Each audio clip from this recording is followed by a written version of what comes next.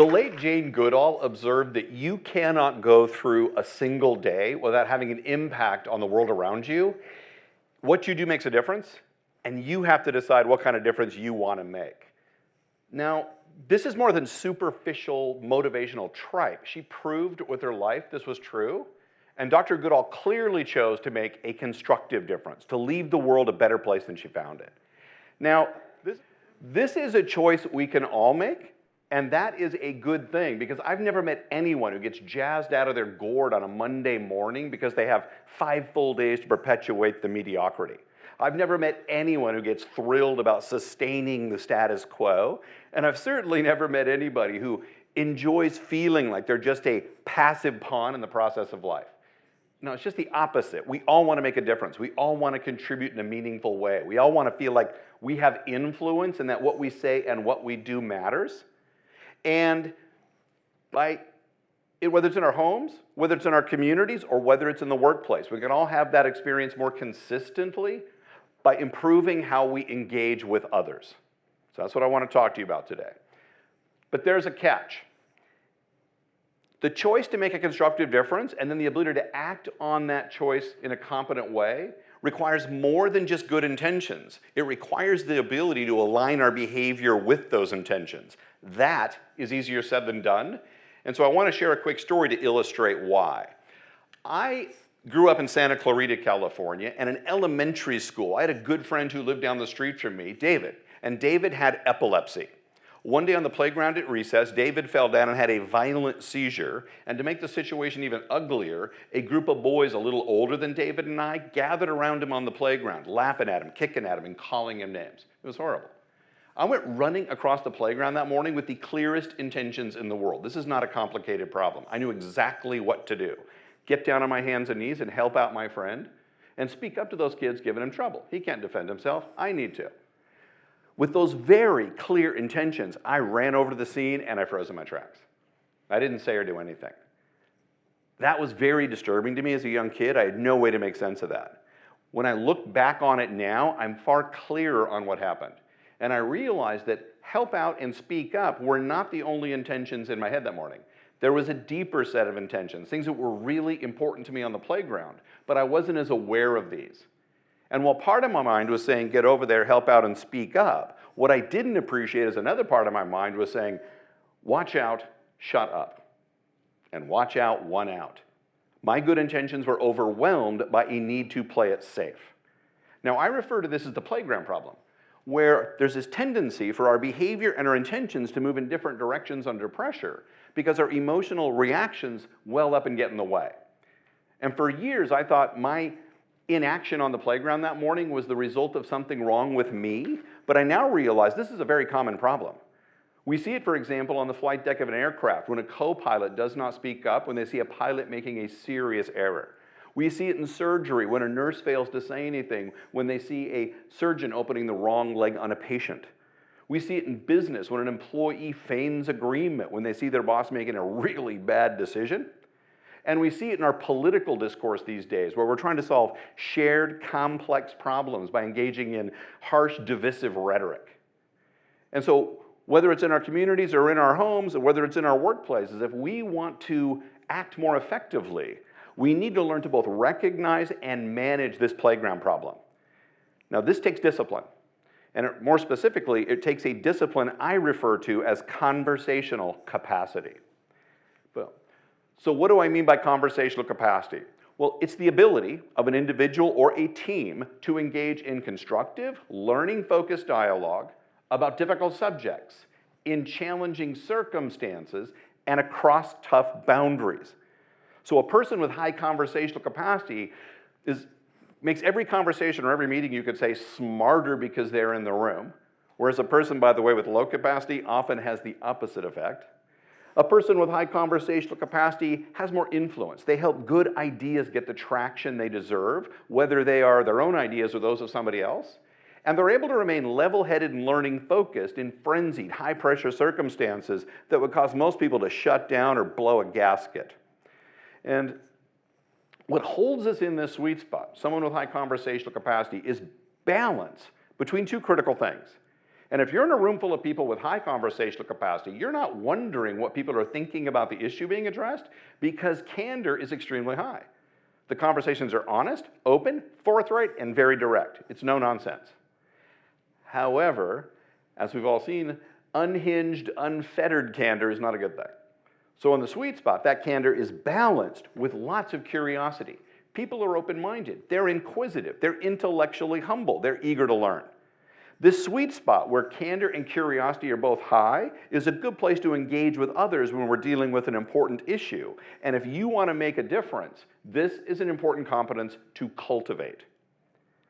Now, with that in mind, it's important to remember that conversational capacity is a discipline, and as with any discipline, it takes practice to build it. So, if you want to build your conversational capacity, there are 3 domains of practice. Right? Just like a triathlete, has to prepare for a triathlon by focusing on cycling, running, right, and swimming. Someone with high conversational capacity is focused on 3 things as well, 3 domains of practice. They're focused on strengthening their emotional discipline. They're focused on sharpening their cognitive mindset, their cognitive focus, and they're honing their behavioral acumen. So I want to take each one of these one at a time and kind of unpack them a little bit. So we'll start with emotional discipline. Let's see some hands. We've got a few people in the room here. How many of you have had to work with someone who is emotionally unpredictable? There's some hands. Most of them, it seems. Fun, right? No, it's not fun, right? Yeah, no, it's a nightmare. You're always walking on eggshells. You're always on guard. So if you want to make a constructive difference, here's a simple piece of advice. Don't be that person. Right? To choose to make a difference and to act on it competently, we've got to learn to monitor and manage these defensive emotional reactions that throw us off our game. And so strengthening our emotional discipline is really key. It was my inability to do this, in fact, notice when my emotional reactions are overwhelming my good intentions, that led to my seizure on the playground that morning. That's right. If you think about it, there were 2 seizures on the playground. David seized up, but so did I. And the funny thing is, all these years later, David has no recollection of that morning. I'm still talking about it. Somebody had a bigger seizure than the other. So we need to learn to monitor and manage this playground problem by learning to catch it, name it, and tame it when our defensive emotional reactions are putting our balance at risk. That is really important skill to cultivate because it's hard to stay in the sweet spot, candid and curious, if you don't even notice when you're leaving it. Now, emotional discipline is important, but again, what we also need to strengthen is our cognitive focus. We need a guiding mindset so that even in the confusing fog of a high-pressure conversation or meeting, we're able to lock in on what matters and stay on course. And so for someone with high conversational capacity, what is it that matters?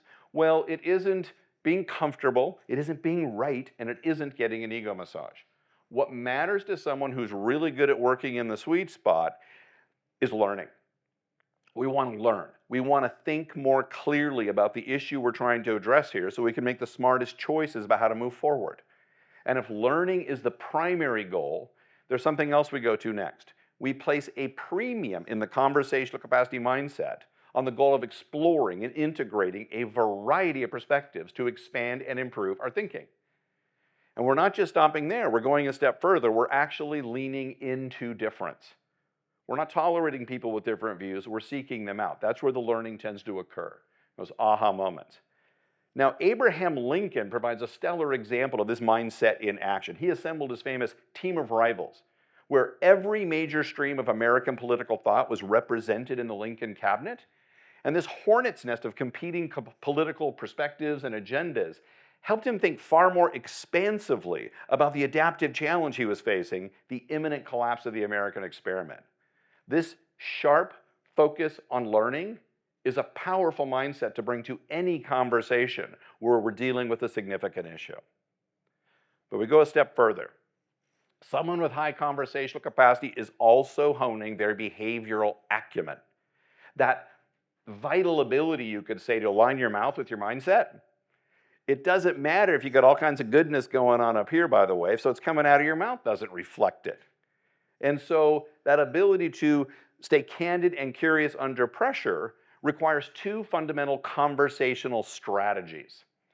First, we're putting our view on the table and explaining it clearly. We're showing people we're talking to both what we think and why we think it. And we're doing this for two basic reasons. One, we want to help others perhaps learn. Our idea, our view might spark an insight for them. But B, we're also hoping that our rigorously candid approach to putting our view on the table allows other people to help us test it. We're not just sitting back passively and hoping someone who sees a flaw in our view points it out. We're inviting them to do it. We're encouraging them to do it. Right now, my idea makes perfect sense, we might say. That makes me nervous. What are you seeing about my thinking I'm missing? So in this way, we're treating our view not like a truth we're expecting people to adopt, but like a hypothesis we're asking them to help us improve. In this sense, we're not just being candid and curious, we're being candid because we're curious. Now, there's one more behavioral strategy, the second behavioral strategy we need to adopt if we want to stay in the sweet spot, candid and curious, and that is we're actively inviting the views of others into a conversation with the same level of rigor and discipline with which we're putting ours forward. Right? And we're doing this because we're hoping the views of other people, the ideas they share, the information they point out, or the perspective they bring to the table might spark an aha moment for us, a learning moment, that exhilarating experience of having a blind spot in your mental map of reality suddenly illuminated. Oh. And that is the power of someone with high conversational capacity. They're putting their view forward in a way that opens up the conversation. They're treating it like a hypothesis, not a truth, and they're putting just as much energy and often more into helping other people get their ideas, their views on the table, especially when they're different. And we're not doing this in the pursuit of agreement. We're doing it in the pursuit of learning. What can our differing views teach us about the problem we're trying to solve? That is a good way to operate. Now, at this point, when I'm kind of explaining these ideas, I often have people say, okay, Craig, I got it. I get it. I understand what the work I need to do to stay in the sweet spot more consistently. How do I drag someone else there? Which is hilarious. Bottom line, you can't. This is conversational capacity, not conversational coercion. But while we cannot control every variable in a conversation or meeting, we can choose to be a constructive variable, right? How do we make every conversation smarter, more focused, less defensive, more on purpose than it would be if we weren't in the room? That is an achievable objective, but it won't happen by accident. You've got to put in the work. The choice to make a constructive difference is the choice to put in the work required, you could say, to make that difference. And I think this is important. Our world is screaming out for people who are willing to roll up their sleeves and put in the work required to make our communities and our workplaces a better place. But it requires people who aren't just willing to put in the work, it requires people who are able to align their behavior with their intentions under pressure. And so I want to leave you with a challenge. Get out there and make the world a better place. Choose to make a meaningful difference. Be a constructive variable. And if you do choose to make that choice, here's what I'd like you to think about. What is the work each one of you may need to invest in? So in a much more competent and consistent way, you're able to align your conversational behavior with your good intentions when it counts. Thank you very much.